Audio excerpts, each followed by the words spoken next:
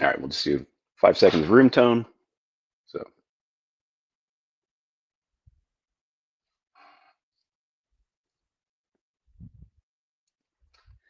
all right, what's up, gamers? Hello, everybody. Welcome back to Why We Roll, the tabletop role-playing game chat show from the Stillfleet studio. As always, I am one of your co-hosts, Christopher Pickett, the creator of Danse Macabre, medieval horror role-playing, and I'm joined, as always, again by my wonderful friend and co-host, Wythe Marschall, creator of Stillfleet, super sci-fi political RPG. What's up? What's up, Chris? Excited to talk sci-fi today. Yeah, we're in With for a lot of sci-fi, I yeah, think. with I think a guest who I'm gonna guess, gonna go out on a limb, knows a thing or two about sci-fi and games. So yeah, really excited to have Zach Cox on. So Zach, what's up, man? Thanks for making time. Yeah, thank you both so much for having me, and thank you for making this little arc of Orbital Blues Month themed shows for this big collaboration month we're running in a few weeks. I'm really excited to sit down and chat about Orbital Blues and much more, hopefully. Yeah. Yeah, it's gonna be a lot of fun. For a little bit of context for folks, we met Zach at PAX Unplugged 2025. We had the pleasure of tabling next to you with SoulMuppet UK. We should say the name of your company, of course. But yeah, we got to table next to SoulMuppet. It was a lot of fun to hang out, and I heard Orbital Blues described as sad cowboys in space more times than I can count. So I'm ready for it. I'm ready to get sad. I'm ready to be a cowboy, and I'm ready to go to outer space. It's really a technology learning how to like pitch games in an incredibly short amount of time. You'd Yeah, have yeah. met myself and also Mol, who's my marketing and events Yes. manager at Soul Muppet, and we've done a lot of shows now selling this and many other games. And like 3 word pitches is a lot of potency to those. You know, we've got a lot of 3 game pitches on the stand. We just got back from Gamma, the game manufacturers expo in Louisville, Kentucky, where we were selling all of our books to retailers. And the argument being there, like, well, if we can't fit the pitch for this game on a post-it note, how are you going to sell it to your customers? Because, like, Hmm. there's a lot of complexity there. And like, I feel like it's really easy to get caught up in like pitching your game and making it around like, well, what does it mean to me? How is this based on my relationship with politics or sociology or games, or what niche does this fit in? What genre is it meant to emulate? Now, for me, it's just write it down on a post-it note. For Orbital Blues, that post-it note is Sad Space Cowboys. Yeah. Um, Yeah, first of yeah, I'm sure not the last good business advice here. So for RPG designers, folks who are maybe thinking about selling, PDF or a zine or even a bigger project, I think Zach, I'm gonna guess you'll have lots to say, but I completely agree. I think it's interesting. It's also from a thematic standpoint interesting to try to refine it down because it's like the classic haiku constraint thing. When you only have a few yeah, words, it really forces you to think about, wait, what is my game ultimately about? Not like just what are some things in the back of my mind at random, but what are the most intentional, 3 bullets or whatever that I want to bring yeah. forward. Um, so yeah, we're excited to talk about Orbital Blues, and we're excited to talk about Orbital Blues Month. So this is the first series we've done like this. So Chris, when you and I started talking about the show, we wanted to explore themes and thematic arcs, and I think we've done a good job of that. But Yeah, we've yeah. We've picked up some threads. for sure. But we've kind of kept it to like interview, all sort of solo creators. So we're still going to have several interviews. This is a 4-part series. If all goes well, knock on wood, everybody's going to show up and have a great time chatting. And Zach, thanks for helping organize this chat in addition to Orbital Blues Month. So we're going to let you say more about Orbital Blues Month, but the quick pitch being, bringing a sci-fi game that's cool to an even bigger audience through BackerKit, and you're making lots of games with other people. Lots of people are making game products, adventures, extensions of the game, Mhm. and so that's one thing we're interested in is collaboration. We're interested in the business of indie RPGs, and we're interested in genre and how other different people approach the same genre. So those are just some of the threads I think that emerged. But yeah, we thought it'd be interesting to do some of these mini series where we dig a little bit deeper into one game, but maybe in this case through different creators' Mhm. viewpoints. So since you're one of the people who originated the game, which is something we should talk about, we thought we'd have you on first, and maybe I don't know, Zach, if you want to say anything else to pitch what Orbital Blues Month is and kind of how you're thinking of it and why it's exciting to you before we kind of probably rewind and talk a little more about the game itself. Yeah, totally. So I'm Zach, or Jelly Muppet. I run a company called SoulMuppet Publishing. We are a UK-based indie RPG company that makes games that are rules light, flavor forward, and really interested in genre emulation. I've been making RPGs now for about 7 or 8 years, full time for about 5. So there's a lot of stuff there. Orbital Blues is a collaboration. It comes from me and 2 other creators. I'm the mechanics person. I wrote most of the rules, and then my incredible co-creators, Sam Sleaney, came up with the original idea, writes all our adventures, does all the art, is the sort of vibes guy behind. No, not does all the art. Apologies. Does all the writing and the lore and the flavor and the setting. And then Josh is our artist who has designed like a really gorgeous and cohesive language for how the game looks and feels, and like the really stunning layout of the work has come from that. And it's really like the cohesion of our 3 parts together, because role-playing games are ultimately worlds expressed through rules and art and words, and those are where those 3 things come together.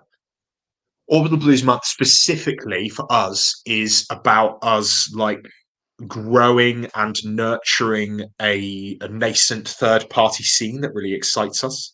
Like, we've made lots of books for Orbital Blues now. You know, there's all manner of things. If you come across a SoulMuppet stand and look at the website, there's not only the core book itself, but a VHS box set adventure, a collection of 5 soft covers, a big hardcover expansion of a huge adventure in it, 3 cassette albums with 4 coming soon, a GM screen, a solo game, like every imaginable thing you could want for an RPG. And Orbital Blues Month is just about taking that and growing it up to 11. We've really been working. We've had since day one for all of SoulMuppet's games a really generous community license, borrowed from stuff like Troika, stuff like Mothership, stuff like Mouse Ritter, that has a very basic terms in terms of license, like say that this is designed for this game, include this logo, and mention that we didn't make it, and then you can make whatever you want for the game for free. It's free, it's irrevocable from our end, and it means that you can make money making Orbital Blue stuff, and we're cool with that.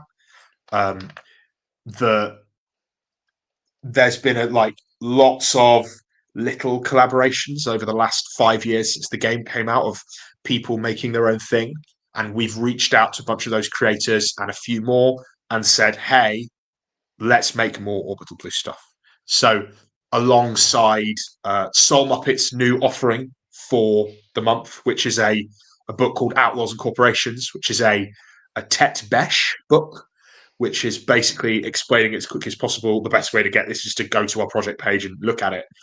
The front half of the book is Orbital Blues Outlaws, and then you flip it over, and then the other half of the book, reading backwards towards the middle, is Orbital Blues Corporations. So Outlaws and Corporations is split from head to toe to head to foot, and that means it's 2 books smushed together, one of which is about the horrible, shady corporations which run the galaxy, and the other which is about the criminal underbelly of interstellar outlaws, including the players, which compete against that as the sort of more chaotic side of the spectrum.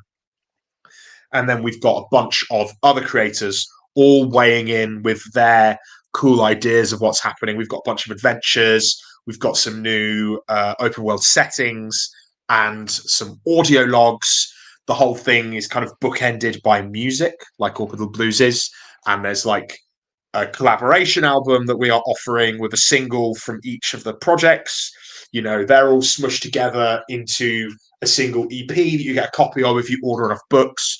It's really like, well, enough things from different projects, and they're all sort of little giveaways like these collaboration months tend to have. So Orbital Blues Month for us is a chance to grow and nurture a third-party space and get other people to use our game, our world that we've created, to turn something exciting of their own, which is really cool.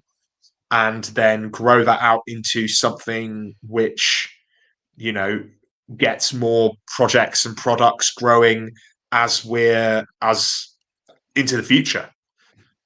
So yeah. Yeah. Nice. Is Outlaws and Corporations kind of like a House of Leaves thing where you're flipping the book upside down to read it one way and then back the other?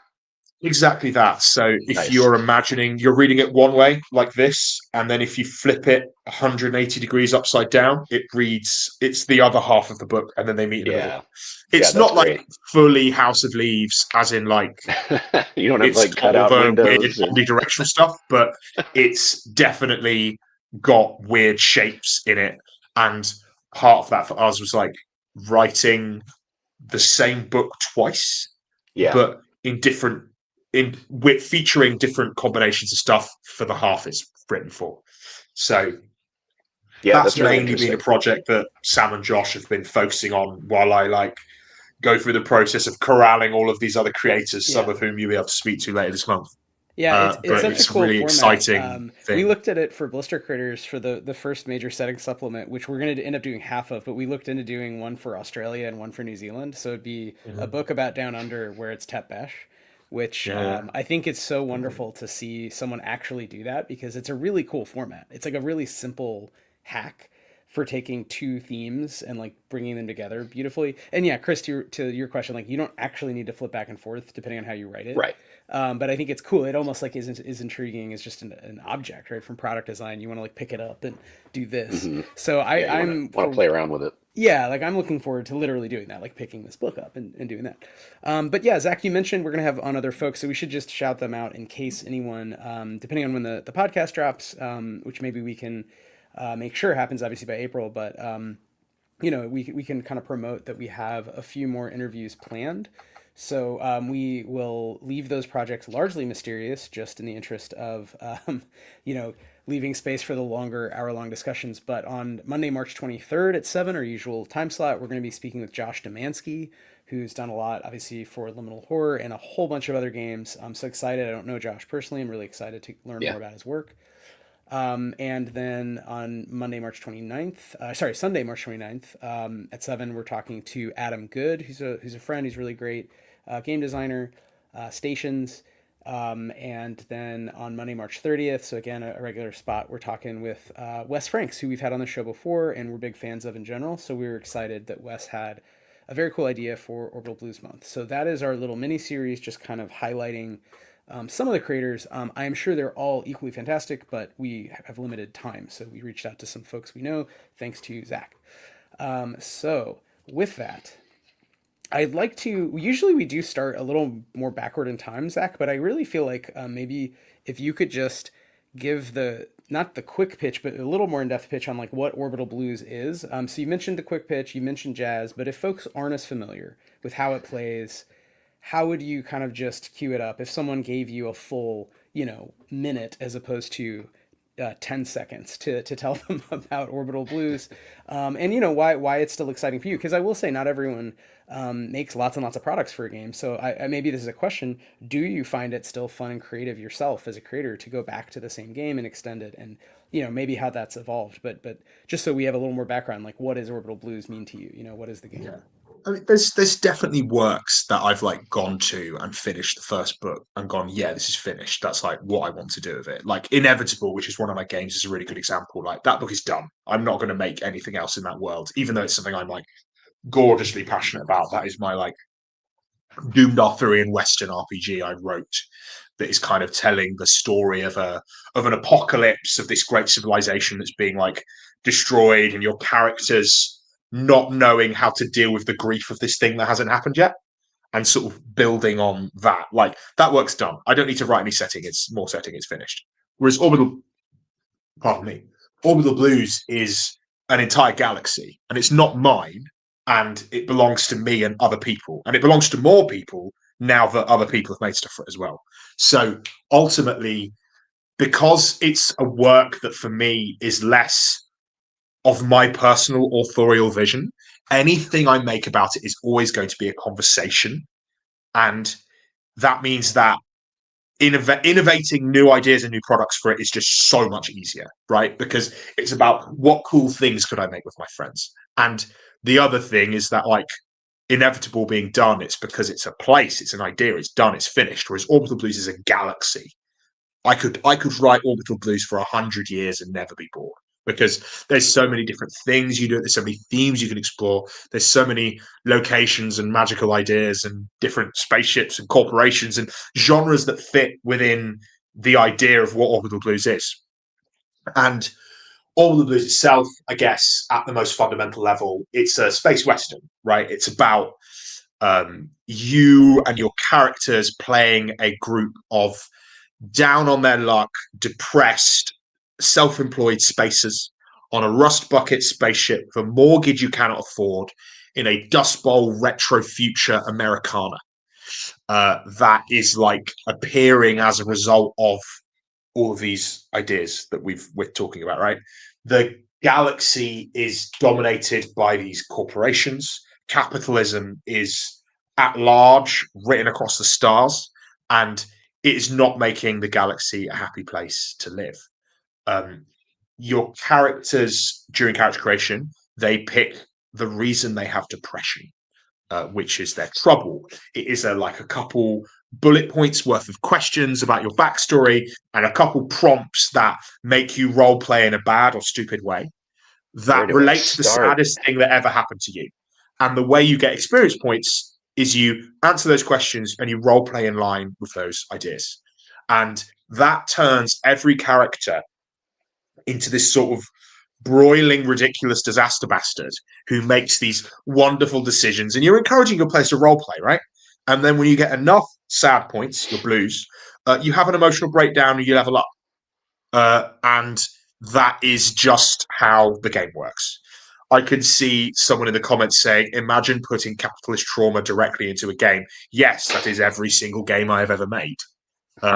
Orbital Blues is about how much I hated being self-employed and how difficult it was to make ends meet. You know, Best Left Buried, my first game, was about having a job I hated and how it was affecting my mental health. Inevitable is about my struggle with the idea the world is ending and what I'm going to do about it. And, you know, Paint the Town Red, my newest game, is about something very bad happening to me a very long time ago and trying to chase the sensation of being alive while dealing with it. And the games I'll make in the future will continue to be about those things, because art is about the human condition, and the human condition right now is having to live through capitalism. And when you're living through capitalism in the form of this book, we're talking about all of the art for Orbital Blues is this amazing stuff done by Josh. Half of it is like photo kit bash illustrations in this wondrous, like, sketchy in-world style. But all my favorite pieces are in-world advertising materials for companies that don't exist. Right, there are all of these business cards and posters and band advertisements and election campaign slogans and every single imaginable bit of skeuomorphic ephemera we stuff into this book. And so when you're flicking through it, when you're reading the book and playing it,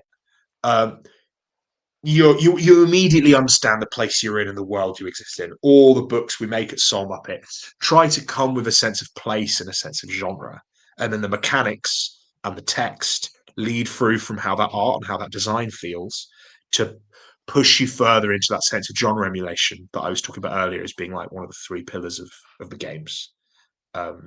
So it's a game about trying to make ends meet and trying to sort of dealing with found family and how you're feeling and trauma and pushing that out and doing it while, you know, playing a guitar and, you know, having a shootout in space.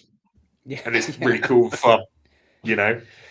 Yeah. Can you walk us through like, you know, very nuts and bolts? What does the kind of like typical play loop look like? You know, you're going out, I'm assuming you're getting missions, you're getting the blues, you're having breakdowns, but like, you know, can you walk us through like a session or a campaign, like kind of what the arc looks like for a character? So the session of a campaign typically involves like your characters being in a place and needing to have money to buy food and fix your spaceship.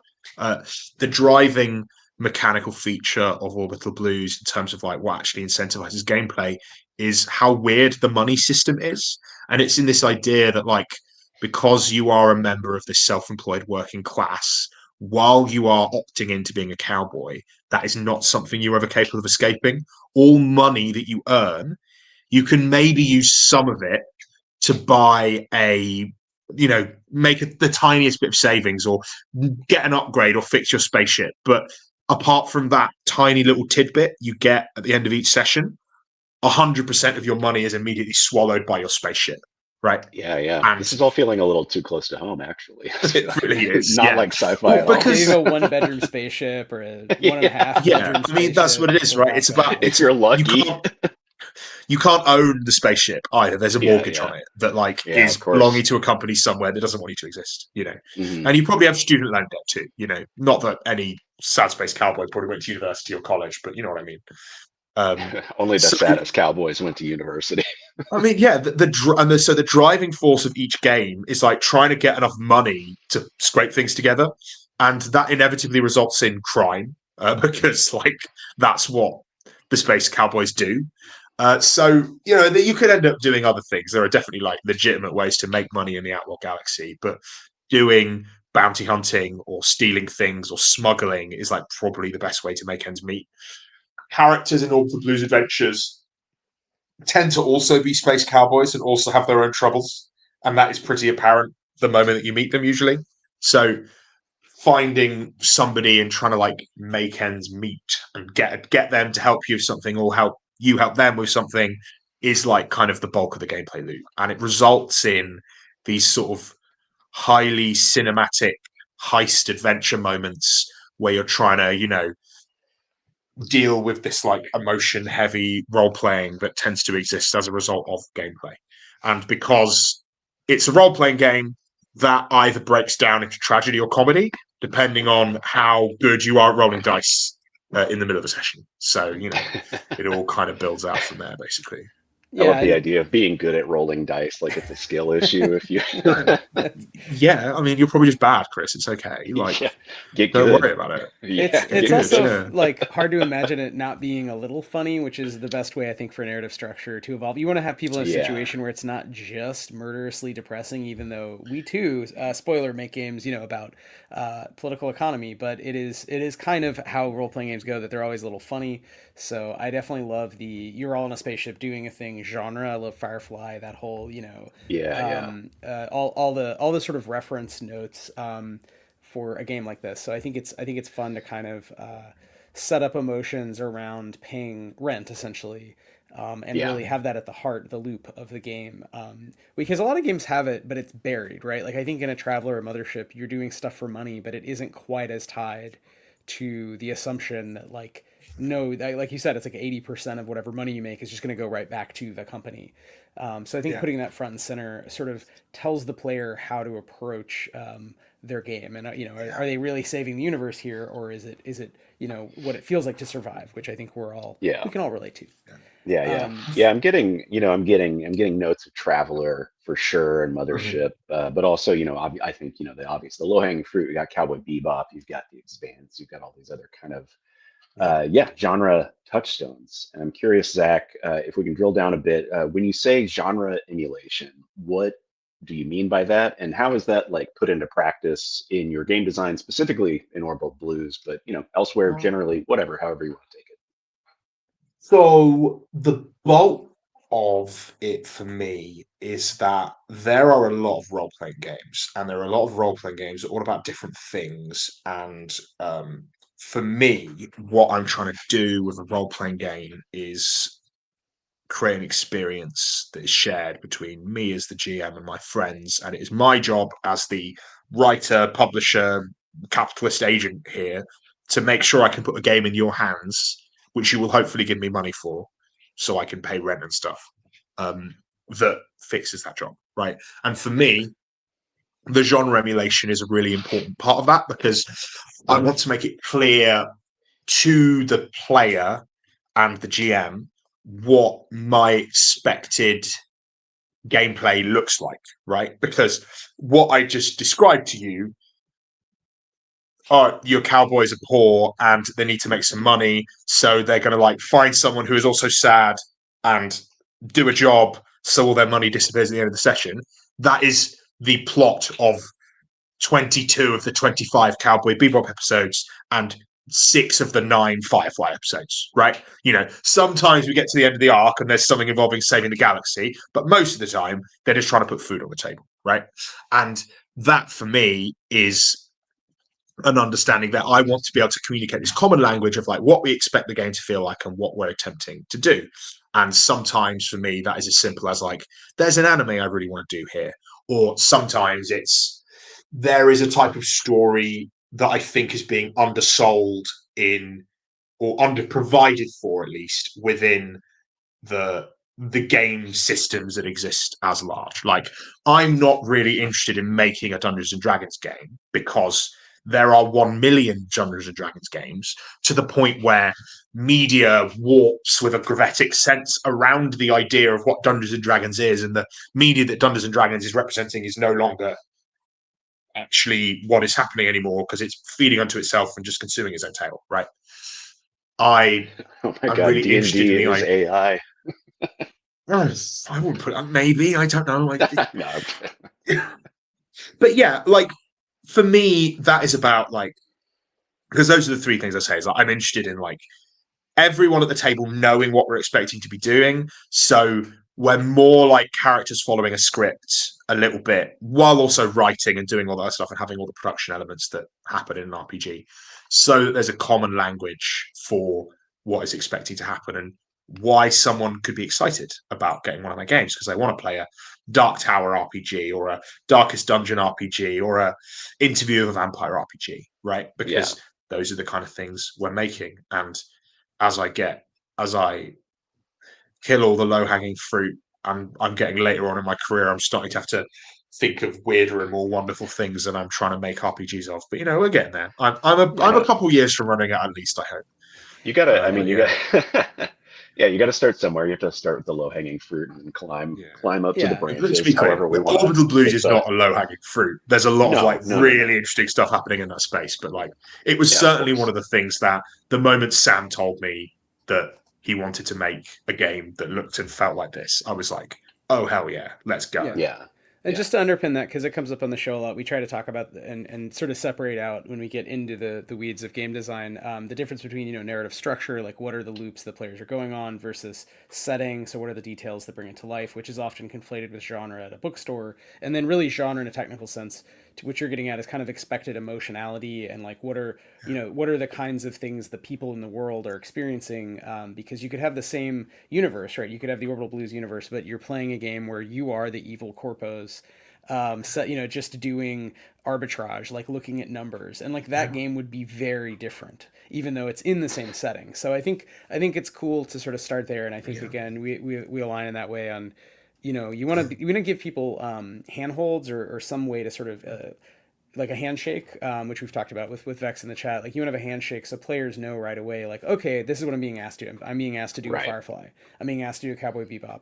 And they kind of get that. And then you can always change and make it weirder and whatever, but you want to give them something where they know the journey they're going on and they know it's going to be a fun, epic journey. It's going to be worth going on. And they're probably going to laugh and, it's going to be weird. So it gives you the touchstones without having to be like an IP RPG. Do you know what I mean? Right. Like, I don't know. I've been thinking about that a lot lately, and I appreciate your kind of mindful approach to this, where it's like, well, we can have those genre touchstones. We can do the Dark Tower thing, but it doesn't have to be the Dark Tower TTRPG, because I think it's good to have genre constraints for players, no matter how abstract those become, without having it be a specific IP constraint. Yeah, they're like lighthouses pointing towards shore, but they're not anchors dragging you. They're not like setting you in a place. They're just saying, "Hey, this is over here." Zach, I mean, you can respond to other points, but I just wanted to ask also how this has been collaborating with other people with this kind of pretty specific genre that you're bringing up. But then to Chris's point, it's not an IP; it's open to anything. And whether it's about Orbital Blues Month or just in general, when you collab, as you said, with other people, it's not your idea anymore. It's sort of its own thing. So, yeah, I mean, I wouldn't want to make an IP game. Like I've thought about it a lot, and a lot of people ask me like, or is there a license you'd really like to get? Is there something you'd be really excited by? And it's like, well, I can think of one or two, but like I really like being able to sit in the uncanny valley space of wanting to feel like something, but being a tribute to it, and sometimes like being able to mix in more elements you wouldn't do otherwise. And also like I've got way too much ADHD for an approvals process, guys. Like I don't know if you've ever had any experience of talking to somebody who's working on, proper like IP, big budget RPGs or other work. Like cannot imagine trying to do that. It's sometimes difficult enough to get stuff out the door when it's me and my two friends.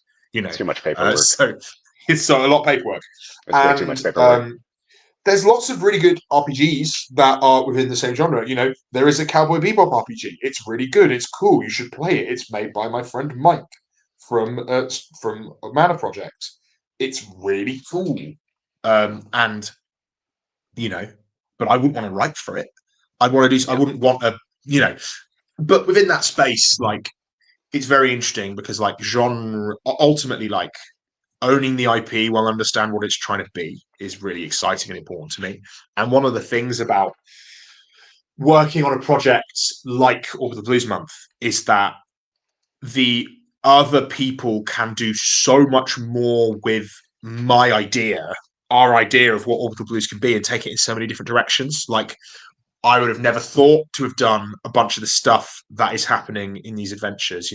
We've got like a hacking adventure, we've got a romance adventure, there's like a sort of space truckers one, there's Infinity of Ships, which Wes is coming in to talk about, is like NASCAR / Formula. Sorry.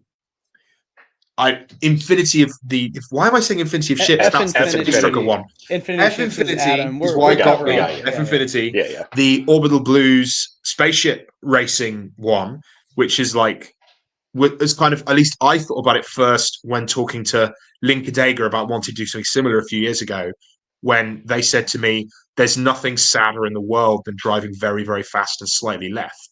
And I've been thinking about that ever since, right? While knowing that there is nothing I can do as a British person to write something that expresses that interference, because like NASCAR is such a thing with a sense of place as well that like wouldn't be for me. But I'm so excited that Wes and the team, with a little bit of help from Lynn as well, I hope I put them in direction. I think they're writing on it somewhere. Are going to be making something so cool like that. I'm really excited because like ultimately, if you're working in the realm of an IP, right, and you are Capcom or whatever, or Sony or Warner Brothers or whoever the heck owns whichever IP you're after, they want you to make an RPG that is within their bounds. It exists within the IP they're comfortable with and exists to sell Funko Pops, right? Ultimately, is how I've always thought of it, very disparagingly. And that's not to speak illy of the work that lots of incredible designers do while designing for IPs, but they are making a thing that is ultimately a product that is designed to excite and agitate RPG fans of that thing, right? Whereas we aren't making something here which is intended to be a reflection of a larger IP that exists. You can play it in that tabletop form. Something is being developed top down from a licensor, right? What is happening with something like the Blues Month is that I'm presenting the idea of what something could be, and then asking people to make something bigger and more exciting than I, as the original creator, could ever imagine, right? And then they go off, they make their thing, they put it out into the world, and I'm not asking for a royalty fee or a license. They're just going. I want to see what they make because I'm excited about it. I'm so fucking pumped to see what thing they can put out into the world that is larger and more Orbital Blues than I, as the person who sat down and wrote half of the manuscript in 2021, could have ever imagined, right? It's something that fills me with excitement because I don't have the experiences and the background and the excitement that those other people will have about the thing they want to do with my thing, right? And there's no world in which that being larger can diminish or infringe on the book I made originally. It just shows new worlds that can appear, that can fill this interstellar outlaw-filled outlaw galaxy. And as long as it uses 2d6 and has the 3 stats and, has sadness in it, then it can be, is, and will be Orbital Blues. So Yeah. that's part of the custodianship for me. It's about people picking up the baton and running the next leg of the race, and then seeing where we get to. Because it's not all in the same direction. It's a fucking cascade in a million different myriad angles of weird stuff that's going to appear out of this month. And I'm really excited about that. I just can't wait to see what they're going to do, because none of it is going to be what I expected. Mhm. And as the person who was involved there from the ground up, it's fucking fascinating to get to see where it's going to go. And so that brings us to Orbital Blues Month again, which I think. So you mentioned a few things already. So just to bring the back to set them up, having a license and having a license that's very generous, like encourages people or doesn't discourage them. What are some other things you've done over the years, and specifically for in 2026 for this project, to get into a situation where you could be excited and people and admire making stuff, maybe also some new folks? Like, how did you put together the team for this month?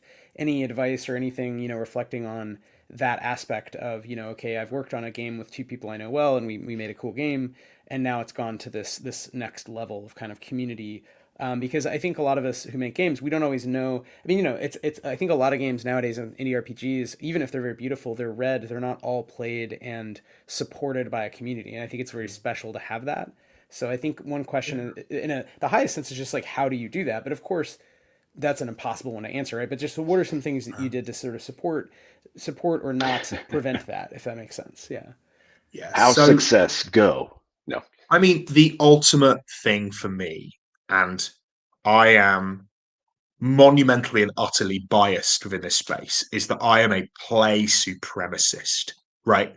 I think that reading the thing and being excited about it is good. I'm happy you bought the book and gave me money. That's the thing that's going to pay my bills right now. But the thing that's going to make sure that the work is being consumed is getting the thing at the table, getting it played, telling other people about it, right? So for me, I did a podcast with the guys from Many Sided Media called Talk of the Table, where I talk about this a lot. It's about centering play and making games playable. For us, there's loads of steps that have kind of gone along that space. The first is making something which you look at it, you open it up, it immediately tells you what you're doing, it gets you excited, and it demands play, right? It needs to go out and say, I have to get this to the table stat, because anybody who is capable of running RPGs and getting a group together already has a million games they want to play, and yours has to be at the top of that list, right? So you've got to excite people to play. The second thing is accessibility. We make PDFs of our games really freely available. You are specifically instructed to share those PDFs with your group. Books are hopefully not too expensive, but if not, you can pirate it, and I do not care about that. I'm excited that you get to play the game, and if you want to support me later, that is good. The PDF distribution methods we use on the SoulMuppet website are ludicrously easy to pirate from, and I'm sure there are a million links on the website pages right now, and I work hard to make sure that that is the case. I want to get things in people's hands so they play them, and then that is the ultimate version of consumption for me. The other thing we do for that accessibility, which is a little bit more obvious from looking at the website rather than talking to me, is that everything has a free quick start. There is a quick start that is generous with how it looks and how it feels and what it looks like. It tells you about the game, but also it is free. It has pre-made characters, and it has hopefully 2 to 4 sessions of adventuring in it. Not just a one-shot, like a nice, healthy, short campaign that always makes the players go at the end, well, what are we doing now? What are we doing next week? Leads into a big game at that. The next thing is working with actual play folks to make sure there are examples of people playing the game on the internet in as highly edited and exciting a format as possible, so that people can listen and imagine themselves doing it. We've been lucky enough to sponsor a couple of incredible actual plays, which have made people understand how to run the game with really good GMs and really excited players in a nicely, tightly edited format that's understandable, so that they can then hopefully get the game to the table. We've been really happy with some of the partnerships we've worked in the last few years. We've done stuff with Euphoria, we've done stuff with My First Dungeon, which has a couple APs of our games, but there's tons of other supported stuff on our website. And when you look on the SoulMuppet website, it tells you the 1 million places that you can watch the game being played, right? So we're kind of make this funnel, which is about centering play. And then once you've done that, you've got the thing to the table, and people will then come and buy more of the things that are available because they're actually playing the game, right? So centering play for me was the most important step of how to grow this from something with just an idea in a PDF or a physical book that sits in a corner to something that is like leaf through and loved and exists and has dice everywhere and notes cascading out of the brain of the person. It needs to play, it needs to blossom from the book, because that is its intent. It is intent to spawn play, which makes game and subsequently for you commerce ultimately, but primarily game to happen, because I'm making art because I want to share it with you and I want you to use it, right? Because it's just a seed coiled up until it can burst into the tree of play, right? Following on from that, once you've got all those people excited, all those people playing about it, the license really helps. And in terms of like how we approached to and came up with this project, it started about 9 months ago. I was at Gen Con. I was walking to a meeting with BackerKit, and I was like, ooh, why don't we do a collaboration month? Because I was looking at and thinking about some of the really exciting collaboration months that were coming up over the next few months. We've seen Mothership Month last year. We did Mouse Ritter Month this year. We've had 2 Mothership Months now, actually, when I think about it. And looking at those and understanding that like those were something that was really positive for that game. Mothership and Mouse Ritter are 2 of my favorite games, particularly Mouse Ritter. I think Mouse Ritter might be my favorite RPG. Mouse Ritter is my favorite RPG. I'm really a big fan of that. And looking at what those guys are doing and seeing how like their vibrant third-party community existing as a result of very similar licenses to the one that we had. Troika is another like pillar in the third-party license space that I'm really jealous of. And basically looking at those games and those monthly run down, wouldn't it be cool if we did one of those? And then like, jealousy and rage driving most of the things I do, and meaning that we decided to run a month shortly after, talked back into it, and now we're running it come of April. Getting people on board was really exciting. We reached out to our friends first, people who were like most excited about making stuff, people who I knew had put out small amounts of third-party content for Orbital Blues before. There have been zines, there have been books, a couple of them are available on our website. Most of them are kind of like itch.io things, and then approaching those creators and saying, hey guys, we want to do a thing. Do you want to come with us?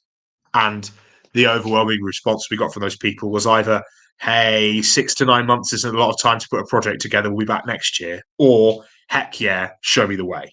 And from there, a bunch of what SoulMuppet does is about knowledge sharing and uplifting other people in the industry around us. We run an amazing event in the UK at a convention called Dragon Meet in London, called Muppet Meet, where we basically run a load of knowledge sharing seminars and networking events, and basically like explaining to people some of the stuff I've been talking to you about now, and doing more consulting stuff in that space, and basically going out to the people we wanted to work with and saying, hey, you might have not done a crowdfunding project before, but you've made some stuff for Orbital Blues.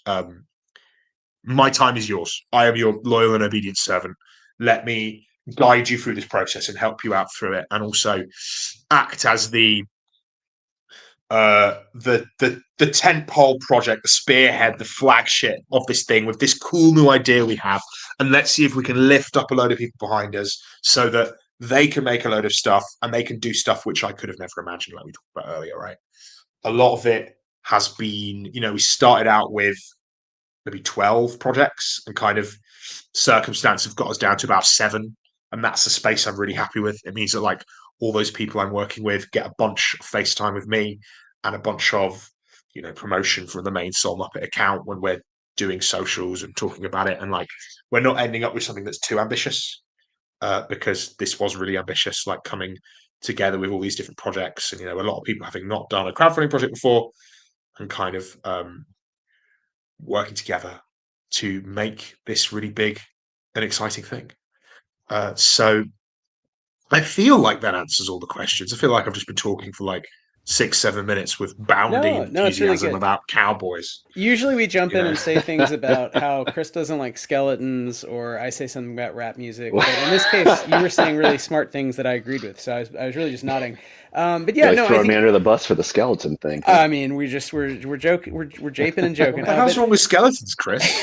Like, They don't have fucking Viking is tendons, man. They don't have anything to keep awesome. them together. It doesn't make any and sense. the It makes no podcast drives sense. Magic, off a dude. cliff. It's magic. It's Dungeons and Dragons. It doesn't need to make No, sense. no, no, no, no, no, no, no. A wizard can't just do it. I won't stand for it. It's We'll very talk about this fine later. Spider-Man webs. No, but That's yeah, what a Zach, necromancer is for. just to underscore, so community support is not just the license, but it is. I definitely think designing from play as a first principle is something we totally agree with. I've personally just never, and it's not to knock anyone who does design more philosophical games, but I like designing games that I can actually get people to play because they're really fun.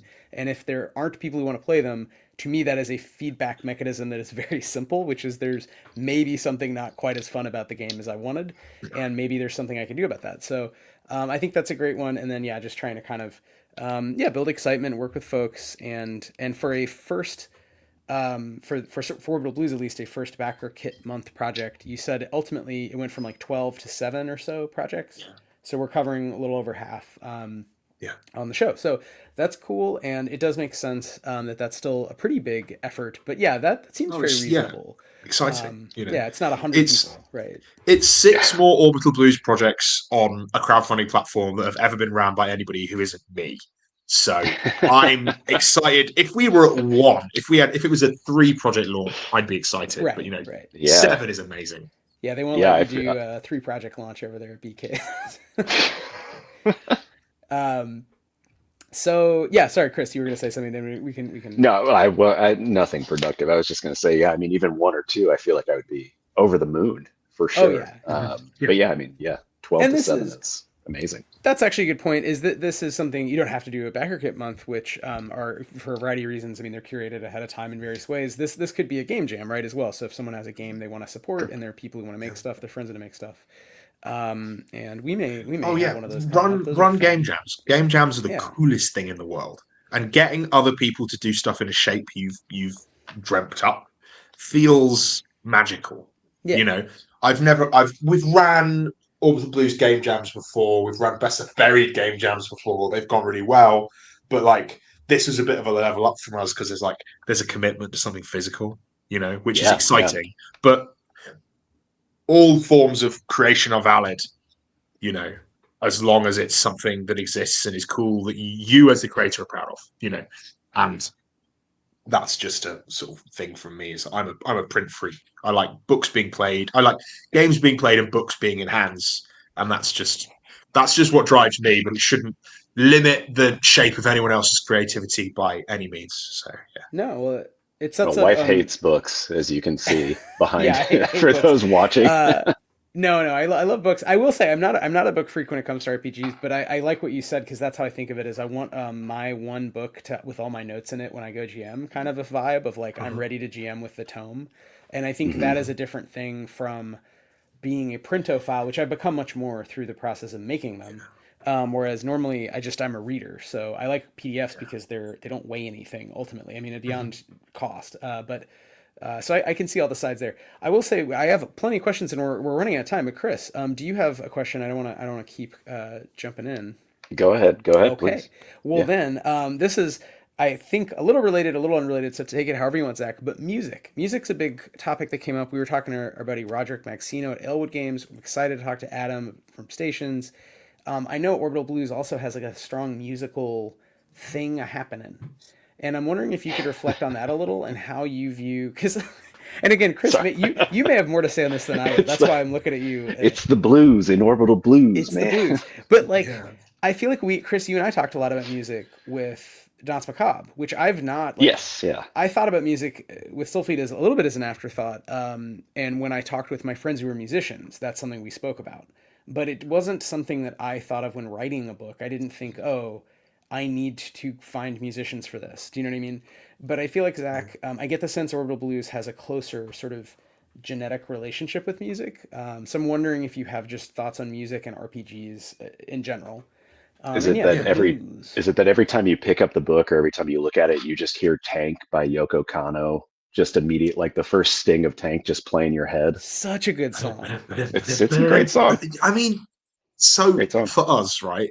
Orbital Blues was like always meant to be about music, right? And for us, for Sam specifically, the existence of like the game being about Americana is less to do with Cowboy Bebop and more to do with the music that Sam likes listening to, you know. Mhm. And I think it's one of the things that's super interesting about the creative process and the trio, in that all of us have Orbital Blues with different types of music in it. There's playlists available that you can find in the SoulMuppet Discord of all of our different takes on Orbital Blues. Mine is really full of jazz and blues and bebop and sort of any number of weird styles of instrumental, mostly music, because I don't think Orbital Blues has words to me. I don't think music of books should have words, but that's just a personal take. Whereas Sam's is way more interested in like Bruce Springsteen, Bob Dylan, Willie Nelson, like bits of early blues and rock and roll and bits of country and bluegrass, and has much more of a sort of early Western punk feel to like how mine does. But then as that goes through the book, all the spaceships that we talk about are mostly references to music. You're encouraged during character creation to pick the soundtrack to your character. When you voluntarily choose for an Orbital Blues character to die, you do this thing called a swan song, which is a move where like you play your favorite song and you get a load of buffs and then you die at the end of the scene, right? It is obsessed with this idea of musical cinema, right? As in like the idea that this is a game that has a soundtrack and you should feel it in the DNA of it. The logical next step from that was for us to make our own music. I like to joke to people that the only thing I do which is less profitable than making RPGs is using those RPGs to subsidize my indie record label, which has coming up on its 4th album, which is crazy. During the first project, we made a cassette of a in-universe band called the Deltas, which was portrayed by my wonderful friend Chris Pickett, who made games such as The Wretched and a bunch of really cool Morkborg hacks and Down in Yongadi and a million other awesome games you should check out at Loot the Room UK. And that was a sort of Shadow Spectres guitar rock album of an in-world band called the Deltas that Josh had made a load of music posters for. And we ended up making an in-world cassette with a bunch of lore associated with it, and it came with an adventure where you had to heist the record masters from the label after they had a disagreement. You know, there was vibes. In the second crowdfunding project we did,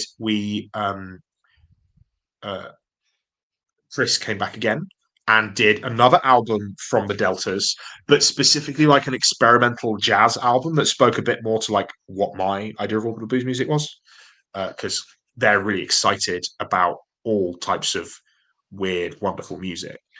So we got that made. And then also we worked with an incredible artist called Behold, who is mostly famous on TikTok and Instagram at the moment for making a Appalachian Mountain synth alien album, which is called oh my god, every word is forgotten out of my head. It doesn't check out B/Hold on the internet. You'll be able to find the album. It's really fucking cool.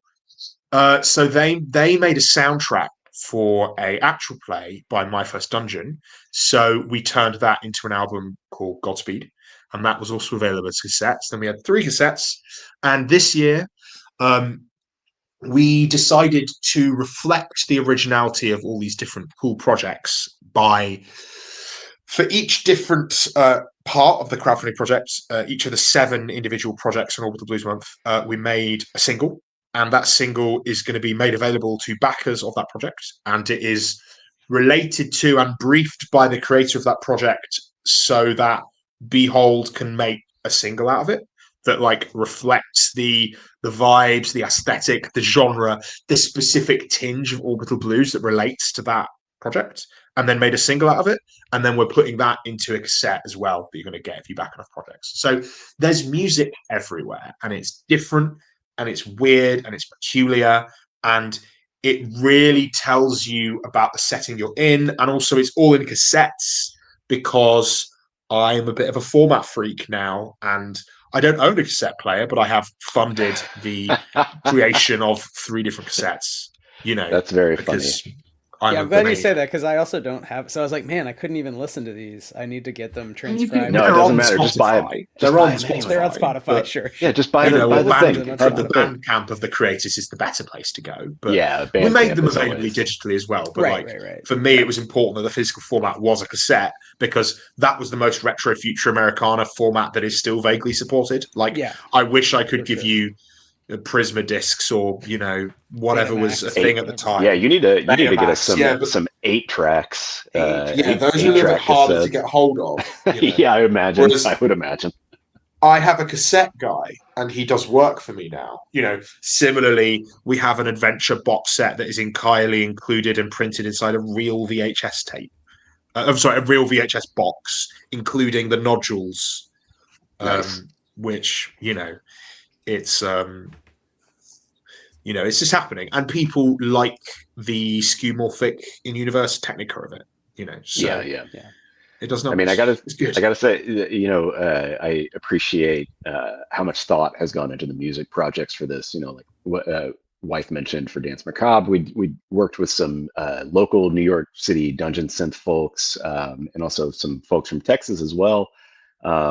And that was a lot of fun, but it was mostly just like, here's the game, send us back whatever you think, a little bit less curated. But I like the idea of like making your own album out of it, like really, really going for it. Yeah. But I did just see most of the people that are on the Danse Macabre OST at a Dungeon Synth show this past weekend, and I picked up a bevy of cassette tapes. I also don't have a player. I don't care. I want the physical object. It's like getting zines. It's like getting books you're that gonna build a little read. house with them. They're like little. Yeah, that's what I'm going to build my next house out of. I do own an Orbital Blues branded cassette player, which is a one of one in the world. That is my technical cassette player, but it doesn't really work that well. So classic Orbital Blues technology. I feel like it's better if the artifact exists and you can't touch it. It feels like maybe I'm not a play supremacist for music. Maybe that's a different set of stuff. But But yeah, the collaboration with those artists has been some of my favorite stuff, because what I was talking about earlier with they go away and they take something that you could never have imagined. Yeah. Right. I'm very musical. There's music all in me. I played a lot of jazz as a child. I was in choirs. I sang a lot. I'm very musical. But the idea of from whole craft spinning up an album is just something completely out of my skill set. Especially something that has been done often, in character, is crazy. The idea of being able to and I can do that as a writer. I can be yes, I am writing this section with this voice, with this language, because it is a craft that I have. Whereas the idea of being able to sit in the mind of an imaginary person and make music as if I was them is truly beyond me, and that's one of the most exciting things about getting music from these guys. It's so cool. Yeah, and also we get to cosplay bands that don't exist. No, I love that. I love going deeper and deeper into the diegesis. So I love that. That's the direction that these. They're not random merch artifacts. They're in world things frothing up, bubbling out of the world of Orbital Blues. So with that, we're coming up on an hour. So Chris, I don't know if you had any other substantive questions.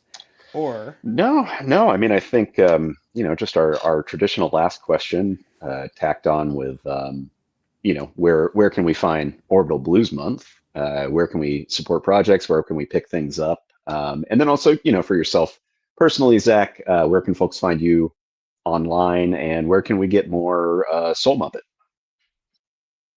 Cool. My name is Zach, or Jelly Muppet. I use they them pronouns, and I am on the internet everywhere that you can imagine as Jelly Muppet. My company is called SoulMuppet Publishing. You've heard about Orbital Blues, but we make many other wonderful games. We have a sad gay vampire RPG called Paint the Town Red. There's a Doom Arthurian Western called Inevitable. There's a dungeon crawling if it was a job and it was bad RPG called Best Left Buried that we did. There's tons of other stuff coming out. We've got Dark Souls RPG coming out soon. We've got a huge back catalogue of exciting and animated games, all of which you can find on soulmuppet-store.co.uk or .com if you're American themed. The URL goes out there. You can buy all those RPGs from us in that place, and you can also look for Orbital Blues Month on BackerKit, which is launching April 1st at 4 o'clock GMT, whatever that is in your local money, hopefully sometime in the morning on the East Coast before you've even woken up on the West or wherever else you are in the world. We'll be running that project for about a month. There are 7 fantastic collaborators, all making their own theme of Orbital Blues, Sad Space, Cowboy material. You should go and check those out. Follow those projects now so we can send you incessant marketing emails with diegetic art in them and the biggest vibes you can get while still being made out of paper or plastic. And yeah, that's me. That's SoulMuppet Publishing. And thank you so much both for having me on, guys. Really happy to be here. Love chatting. Yeah, thanks for joining us. This was super fun. I'm excited to see everything that comes out of Orbital Blues Month. I'm excited. I'm already sad, so I'm excited to be a cowboy in space while being sad. And I'm a vampire, so between the two of us, I think God, so. We didn't even really covered. We didn't get into vampires, queerness in games, politics. We touched on a little, but there's so much more, Zach. So we'll have to. We're gonna have to bring you back. Yeah, we'll have to come back on again. That's fine. You've got my Calendly link. You can book me. Yeah, for sure. So for now, everyone, check out Orbital Blues Month, and we'll have on 3 more. So not all the creators, but a good chunk. And we're excited to kind of go down a little rabbit hole of a mini series. And if you're into the mini series, let us know. We might do some others. This just kind of fell into our laps in terms of games that games I think are cool and wanted to learn more about. So thanks again, Zach, for helping us put together. Thanks, Chris, as always, and everybody in the chat. Big 'em ups. We'll catch y'all on the next sad spaceship in 2 weeks. All right. Thanks so much. Bye. Thanks, everybody. Clicking.